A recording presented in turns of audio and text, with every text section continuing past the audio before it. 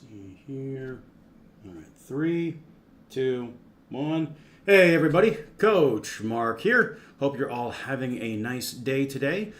This is just going to be a quick extemporaneous lab. I want to talk a little bit about some changes I'm making in my own training and sort of the idea and rationale as to why it sort of links into my broader interpretation and adaptation of the conjugate method, specifically the max effort approach.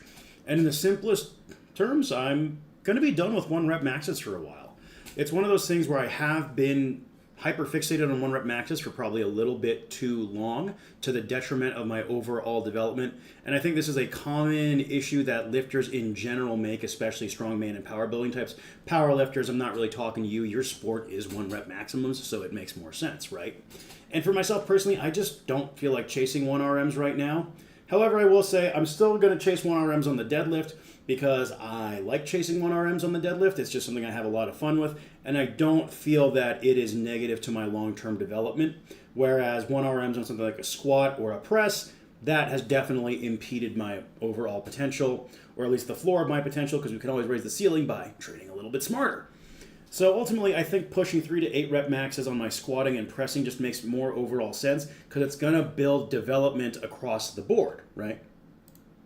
And hear me out.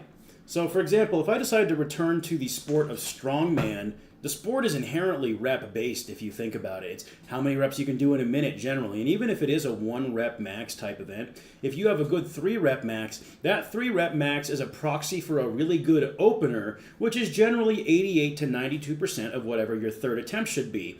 And especially in strongman, a lot of the time these weight jumps are actually fixed. So if I have a good 3 rep max, that's probably a good first attempt for me, and then I got 2 more attempts off of that to build, and I can adjust based off how I'm feeling on the day. If you will, you can almost look at the 3 rep max as the floor of your strength, kind of your bad day strength, right?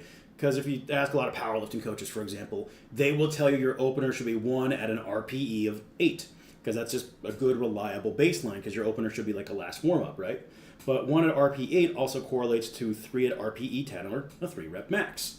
And then by also focusing more on, say, the 5 to 8 range, that's going to build a lot more durable musculature, just a good baseline overall. And there's no ifs, ands, or buts about it. I am very under-muscled in my upper body, and it is holding back my pressing capabilities, so that just makes a lot of sense. So if I'm doing a lot of heavy 3 to 8s coupled with back up down volume, the problem is going to solve itself.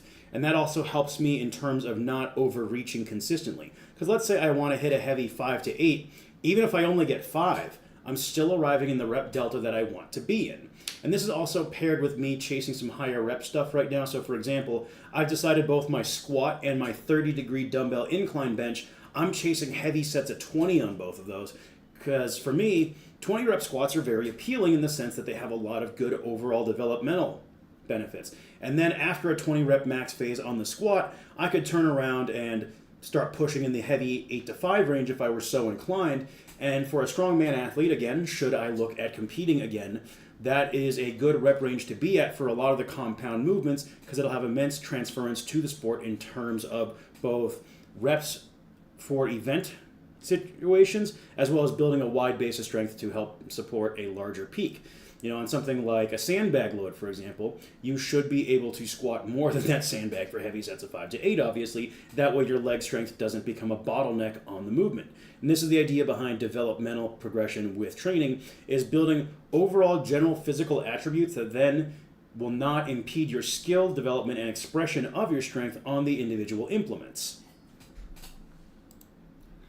And it's something I've talked about quite a bit on this channel with other people, is the idea of strength and skill when it comes to a lift, right? You'll see a lot of folks, for example, they have a very high strength element but a low skill element, which means they can grind out heavy reps and keep adding weight, but after a while those reps just get really scary looking and you tend to become a bit more injury prone.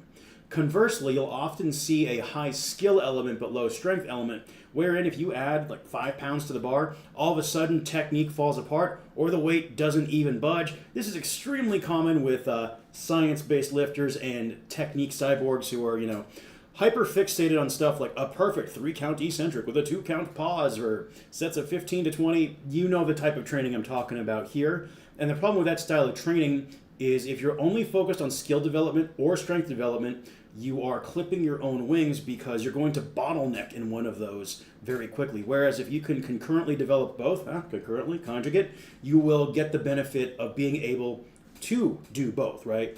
Let's say you're focused on skill, but if you have strength, strength allows you to not only maintain good positions in your movements, but also reclaim a good position if you get out of the groove. On something like a 1 rep max squat, right? It'll happen, maybe you tip forward a little bit, and you could argue, oh, it's a skill issue.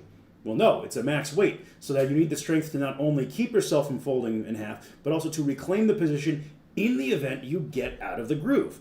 So that's why for me personally, at this point in my own training, I'm getting away from 1 rep maxes aside from on the deadlift, is it's going to allow me to just build a wider overall foundation, and especially with no competitive endeavors on the docket, there's no reason for me to be too worried about my 1 rep max. Because again, if my 3 rep max goes up, that's my opener, so that's a good proxy for what I'm capable of on any given day.